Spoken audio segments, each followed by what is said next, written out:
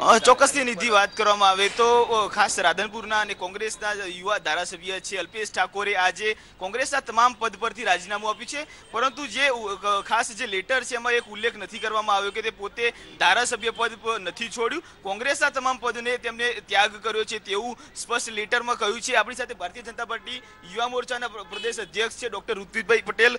ઋત્વિકભાઈ, સૌપ્રથમ આ સમગ્ર બનાવને કેવી રીતે જોવો છો ઘટનાક્રમને, કારણ કે અગાઉ પણ આ પ્રમાણેની અટકળો આવી હતી કે અલ્પેશજી નારાજ છે, કોંગ્રેસથી ભારોભાર રોષ વ્યક્ત કરી રહ્યા છે। અગાઉ પણ ખાસ કોંગ્રેસના જે વિરોધની જે પ્રવૃત્તિઓ હતી, પક્ષ પ્રવૃત્તિઓ હતી એ પણ કરતા હતા। કેવી રીતે જોવો છો આજે અલ્પેશ ઠાકોરના રાજીનામાને?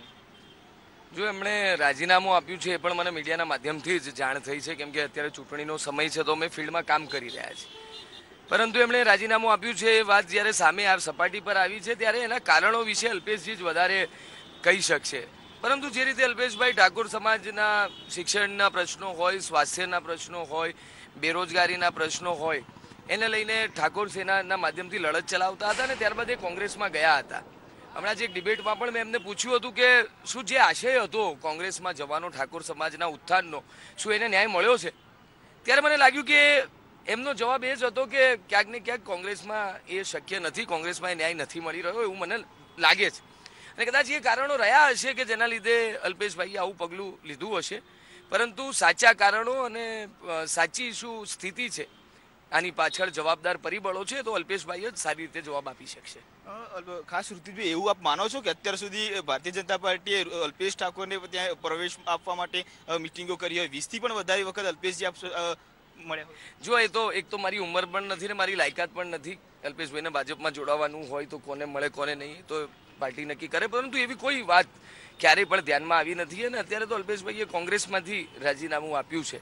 વાત અહીંયા મારે તો આમ તો આમની પ્રતિક્રિયા પણ ન હોય, પણ એક યુવા નેતા તરીકે જ્યારે તેઓ પણ યુવા છે એટલે હું પ્રતિક્રિયા પણ આપું છું કે જે કારણો હોય, પરંતુ કોંગ્રેસે આત્મચિંતન કરવાની જરૂર છે કે શા માટે લોકો કોંગ્રેસ છોડી રહ્યા છે, કેમ પાર્ટી તૂટી રહી છે, એમની જૂથવાદ હોય, એમનો જ્ઞાતિવાદ હોય, એમનું ગ્રુપિઝમ, એટલે કયા કારણોસર કોંગ્રેસના કાર્યકર્તાઓ કોંગ્રેસમાં ગુંગળામણ અનુભવે છે અને એના કારણે એનાથી ત્રસ્ત થઈને કોંગ્રેસના નેતાઓ પાર્ટી છોડી રહ્યા છે। એટલે આત્મચિંતન કરવાની વાત એ કોંગ્રેસ પાર્ટી માટે છે ને કોંગ્રેસ એ તૂટી રહી છે હવે સ્વયં સ્પષ્ટ થઈ ગયું છે।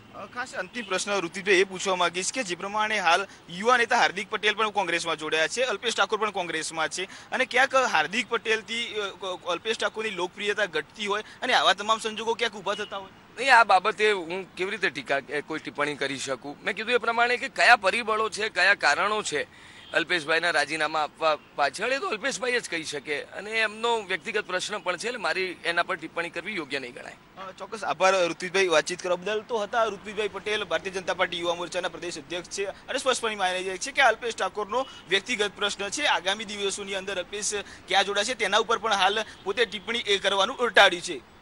જી બિલકુલ કલ્પિન જોડાઈ રાજુ અમારી સાથે। રાજેન્દ્રભાઈ, તમારી પાસે આવવા માંગીશ, જે રીતે અહીં રાજીનામું તો ધરી દેવામાં આવ્યું છે પરંતુ સ્પષ્ટતા નથી કરવામાં આવી કે ભાજપમાં જોડાશે કે કેમ, જો કે લાંબા સમયથી અટકણો હતી કે ભાજપમાં જોડાઈ શકે છે અને હવે જે રીતે ઠાકોર સેના વતી તેમણે પ્રચાર કરવાની વાત કરી છે, ગમે તે વાત હોય કોંગ્રેસને ચોક્કસથી નુકસાન થશે આ લોકસભાની ચૂંટણીમાં।